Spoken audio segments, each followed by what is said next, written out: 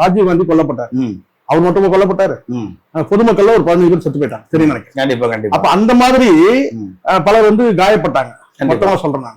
அப்ப அந்த மாதிரி கிட்ட வெறும் தலைவருக்கு மட்டுமே அங்க இருக்கிற மக்களுக்கும் பாதுகாப்பு. இப்ப விஜய்க்கு பாதுகாப்பு கொடுக்கறதோட அந்த மக்களுக்கு தான் இப்ப பாதுகாப்பு கொடுக்க வேண்டிய சூழ்நிலை இருக்குது. அதனாலதான் அவர் என்ன சொல்றாரு, அந்த மாவட்ட தலைவர் போயிட்டு கரண்ட்டை கட் பண்ணுங்கன்னு சொல்லி லெட்டர் கொடுக்குறாரு. சோ பிரதமருக்கு கட்டுப்பாடு விதிக்கப்பட்டதா இல்லையான்றதும் தெரியல. ஆனால் கரண்ட்டை கட் பண்ணுங்கன்னு சொல்லி தன்னுடைய மாவட்ட செயலர் தான் கடிதம் கொடுத்தாரு. அதுவும் தெரியாம கரண்ட் கட் பண்றாரு.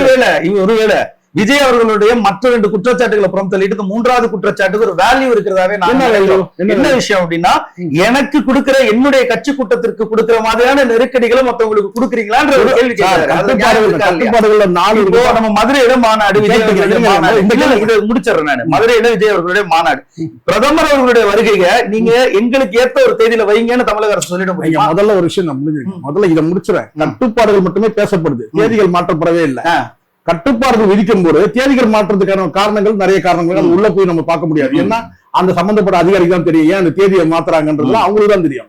இப்போ கட்டுப்பாடுகள் விதிக்கப்படுதா இல்லையா பிரதமருக்கு? சரி, நீங்க மென்ஷன் பண்றது அதுதான். நீங்க மென்ஷன் பண்ணாம வந்து எனக்கு மட்டும் தான் நீங்க கட்டுப்பாடு விதிக்கிறீங்கன்னு சொன்னா கூட நம்ம எண்ணிக்கையை எடுத்துக்கலாம். பிரதமருக்கு வந்து 20 கட்டுப்பாடு, இவருக்கு ஒரு 10 வந்து ஒரு 300 கட்டுப்பாடு இருக்கு, 100 கட்டுப்பாடு, பிரதமருக்கு 20 கட்டுப்பாடு சொல்லலாம். நீங்க மென்ஷன் பண்ணியே சொல்றீங்க எனக்கு விதிக்கப்பட்ட மாதிரி கட்டுப்பாடு நீங்க பிரதமருக்கு விதிப்பீங்களான்னு சொன்னாலே அப்ப உங்களுக்கு நாலேஜ் இல்லைன்னு அர்த்தம். பிரதமர் வரும்போது நீங்க நிதானத்துல இல்ல, நீங்க கவனத்துல இருந்தீங்கன்னா அவங்களுக்கு இந்த மாதிரி கட்டுப்பாடு விதிக்கிறது. ஆக மொத்தம் என்ன கேட்டா அடிப்படை வந்து இந்த 3 விஷயங்களை பொறுத்த வரைக்கும் பாத்தீங்கன்னா அடிப்படை வந்து அறிவு இல்லைன்னு